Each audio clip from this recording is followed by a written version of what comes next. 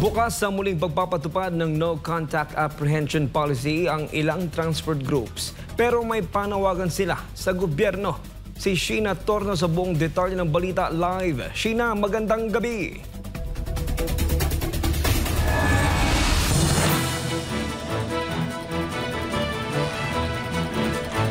Magandang gabi sa iyo, no? Actually, may agam-agam nga yung grupong ALTODAP, no, sa magiging implementasyon nitong No Contact Apprehension Policy, kung magiging malinaw ba o patas yung mga panuntunan. Kaya panawagan ng ALTODAP sa gobyerno ay dumaan muna sa konsultasyon bago ito ipatupad.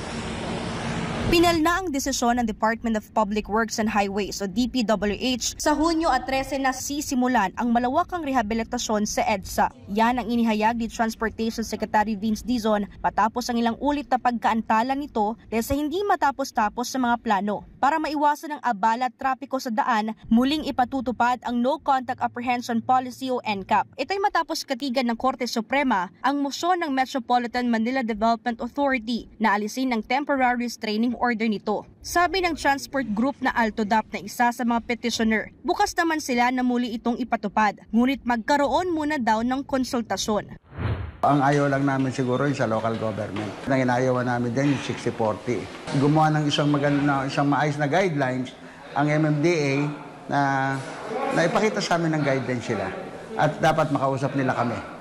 Git nila huwag sanang abusuhin ang muling pagpapatupad ng NCAP gaya ng reklamo noon dahil sa sobrang singil sa multa. Dapat din na sa loob lamang ng 3 hanggang 5 araw ay matanggap na ng isang violator ang notice of violation o summon.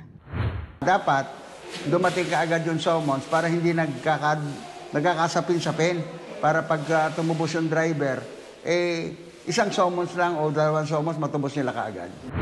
Ang problemang ito ng ALTODAP sa NCAP ay kapareho rin sa nakikita ng isang road safety advocate. Marami dong paraan upang mapabilis ang pagpapadala ng notice o summon sa mga violator. We encourage government to take a look at use of the technologies available, whether it's text or email, that the notice of violation is sent immediately. Kaugnay nito, aminado naman si Secretary Dizon na bagamat makatutulong ang NCAP na bahagyang pag-aani ng mabigat na daloy ng trapiko, ay malaki pa rin ang hamong kakaharapin sa pagpapatupad nito. To accept and to acknowledge, starting from the highest official of the land, from the President himself, down to the heads of agencies, secretaries like myself, heads of LTO, heads of LTFRB, to acknowledge that there is something wrong. Isa sa binigyang diin ni Dizon ay kung paano malalaman sa pamamagitan ng CCTV kung lumabag ang isang driver sa batas trapiko kung kulang-kulang naman daw sa mga marka o sign. Bukod pa rito, paano rin maaayos ang mga kaso tulad ng kung binili ang sasakyan ng second hand at naipadala ang notice of violation sa dating may-ari imbes sa bagong may-ari nito. Ang problema naman, kamukha kanina sinabi ng isang road advocate, siya daw gusto niyang ilipat but it took him 4 months bago ilipat.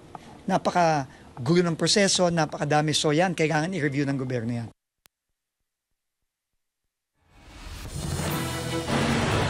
Kyle, may dagdag ko lang dahil sa ngayon ay isinasapinal pa ng MMDA yung mga panuntunan, no, para marinaw nga sa publiko. Kasi batay na rin sa naging desisyon ng Korte Suprema, tanging MMDA lamang yung pinapahintulutan na muling magpatupad ng NCAP. So ibig sabihin, yung mga lokal na pamahalaan ay hindi maaaring manikit o manghuli kahit kabilang sila sa mga nagpapatupad dito noon na nagpatupad tayo ng NCAP. At dagdag ko lang din dahil sabi rin ng MMDA na magsisimula ang implementasyon ng NCAP sa EDSA at C5 sa Lunes, Mayo 26. Balik sa iyo, Kyle.